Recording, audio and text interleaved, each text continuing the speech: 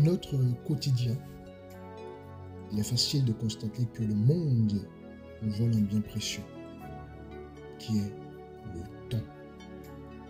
Le temps. Le temps. Les distractions, les préoccupations matérielles, les exigences professionnelles et même les divertissements, n'est-ce pas, remplissent nos journées. Souvent au point que nous négligeons notre relation avec Dieu. Une histoire dans la Bible nous enseigne sur la réalité de notre société actuelle. C'est l'histoire de Matthe et Marie. Je vous invite à lire avec moi dans le livre de Luc, chapitre 10, à partir du verset 38.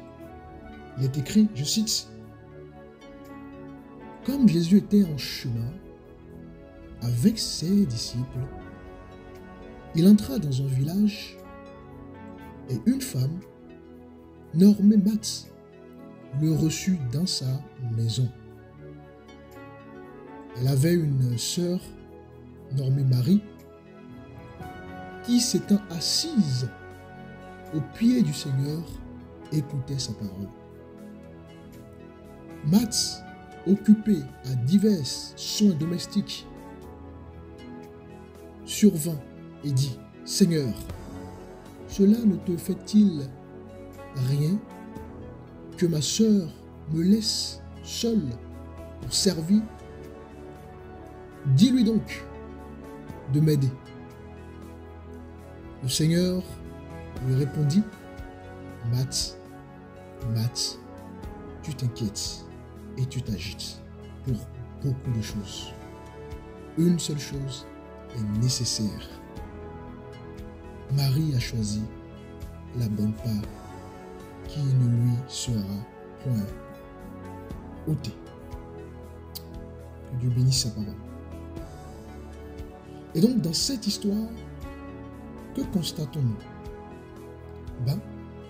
Nous constatons que Matthe, bien qu'occupé à servir, était tellement absorbé par ses tâches domestiques qu'elle manquait l'essentiel, qui est s'asseoir au pied de Jésus. Et Marie, en revanche, elle a choisi, selon les mots de Jésus, la bonne part, celle de passer du temps en présence de son Seigneur. Combien de fois notre emploi du temps ressemble-t-il à celui de Matthe? Matthe représente parfaitement, n'est-ce pas, notre société moderne actuelle, où l'occupation constante est souvent valorisée. Nous vivons dans une culture où être occupé est presque synonyme, n'est-ce pas, de succès, d'importance. Mais cette course effrénée peut nous faire manquer ce qui est essentiel, à savoir la communion avec Dieu, la communion avec son Créateur. Nos vies ressemblent à celles de Matthe dans différentes choses, dans différents domaines. La première chose, ou le premier domaine, c'est le domaine du travail. Nous passons souvent la majeure partie de nos journées à travailler, parfois bien au-delà de ce qui est nécessaire pour atteindre, n'est-ce pas, des objectifs professionnels ou financiers. Pourtant, il est écrit dans le livre d'Ecclésiaste chapitre 2, le verset 11, je cite, « J'ai considéré toutes les œuvres que mes mains avaient faites et la peine que j'avais prise pour les accomplir. Et voici, tout est vanité et poursuite du vent. » Donc, dans cette quête de productivité, nous négligeons souvent, n'est-ce pas, le temps avec notre Créateur. Le temps de prière, par exemple, le temps de méditation, le temps de communion fraternelle. En d'autres termes, nous négligeons notre intimité avec notre Dieu. La deuxième chose, ou le deuxième domaine dans lequel, n'est-ce pas, nous négligeons Dieu, ce sont les responsabilités familiales. Comme Matt, nous nous préoccupons de bien servir nos familles, ce qui est honorable, bien évidemment. Cependant, il arrive que ces responsabilités nous éloignent, n'est-ce pas, de ce qui est spirituellement vital. Nous sommes absorbés par les tâches ménagères, l'éducation des enfants, les courses, au point que notre temps avec Dieu devient secondaire. Il y a aussi les distractions technologiques. Aujourd'hui, les réseaux sociaux, les séries télévisées, les jeux vidéo et même les informations occupent une grande partie de notre temps libre. Et ces distractions peuvent paraître inoffensives, mais elles détournent notre attention de Dieu. Et Jésus dira dans le livre de Marc, chapitre 4, au verset 19, je cite, « Les préoccupations de ce siècle, la séduction des richesses et l'invasion des autres désirs étouffent la parole. » Ensuite, il y a le domaine de la vie spirituelle qui est aussi négligé. En mettant en avant les choses à faire, nous laissons de côté les disciplines spirituelles, par exemple la méditation de la parole, la prière, l'adoration, le silence devant Dieu. Et donc, comme Max, nous sommes occupés à servir et nous manquons l'occasion de nous asseoir au pied du Maître. Alors, comment briser le cycle? Jésus n'a pas réprimandé Max pour son service, mais Jésus l'a réprimandé pour son agitation et son manque, n'est-ce pas, de priorité. Dans le verset 41, Jésus dit ceci, je cite, « Matt, tu t'inquiètes, tu t'agites pour beaucoup de choses. Une seule chose est nécessaire. » Alors pour sortir de cette dynamique, nous devons réévaluer nos priorités, très important. Nous devons mettre Dieu au centre de nos agendas, en commençant chaque jour ou chaque journée par un moment avec lui. Nous devons apprendre à dire non, très important également, tout comme Marie a choisi de s'asseoir au pied de Jésus. Nous devons parfois refuser certaines tâches pour préserver notre relation avec Dieu. Nous devons également planifier un temps avec Dieu. Si nous planifions nos rendez-vous professionnels, pourquoi ne pas aussi planifier, n'est-ce pas, le moment avec Dieu?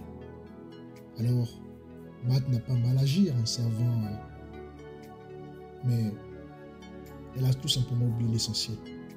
Que notre emploi du temps soit rempli ou non, je vous invite à chercher toujours à être comme Marie, à donner à Dieu le meilleur de votre temps. Parce qu'au final, ce que vous faites pour le monde passera. Mais ce que vous construisez avec Dieu demeure éternel.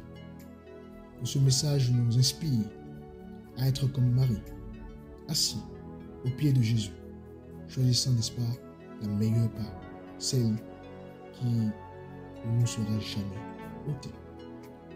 Nous prions.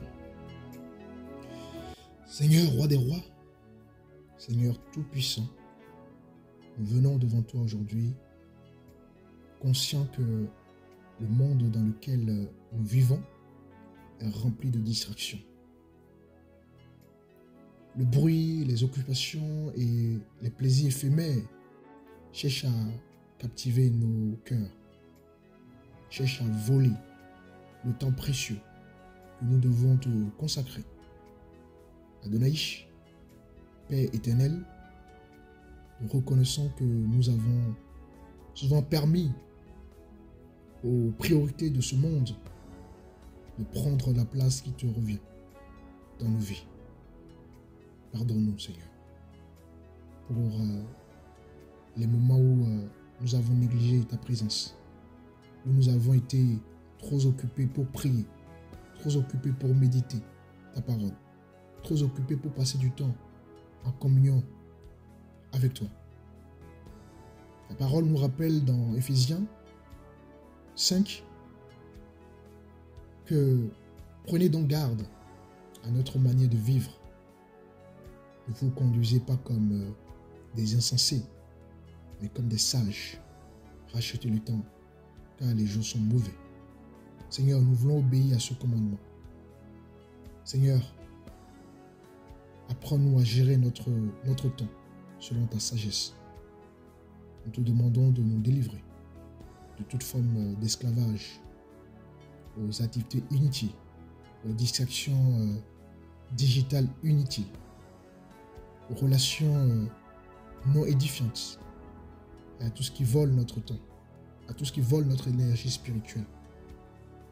Aide-nous, Père, à mettre nos priorités en ordre et à chercher d'abord ton royaume et ta justice. Seigneur, je te prie de restaurer en nous ce désir ardent de te connaître davantage. Remplis nos cœurs de soif de ta présence, afin que nous trouvions notre joie et notre satisfaction en toi et en toi seul. Aide-nous, Père, à consacrer nos jours à ta gloire, à investir notre temps dans ce qui a une valeur éternelle. Ô Père, nous te bénissons dans le nom puissant de Jésus-Christ. Amen. Que la paix du Seigneur soit avec vous. À très bientôt.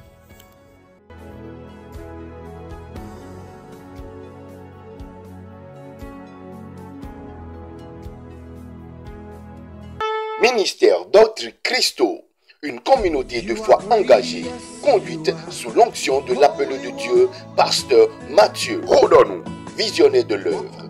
Notre mission est d'apporter un enseignement profond et accessible à tous, basé sur l'enseignement du Christ. Au cœur du ministère se trouve une vision claire, éclairer les esprits et nourrir les âmes à travers l'enseignement de la parole de Dieu. Le ministère propose une variété de programmes éducatifs, notamment des études bibliques, des programmes de croissance spirituelle. Que vous soyez frère ou sœur de la communauté d'Autres Christo, ou simplement en quête de nos communautés chrétiennes, nous vous invitons chaleureusement à participer à nos différentes réunions. C'est l'occasion idéale de se rassembler dans la prière, le partage et l'adoration. Retrouvez nos communautés au Bénin, au Cameroun, en France et bien plus encore.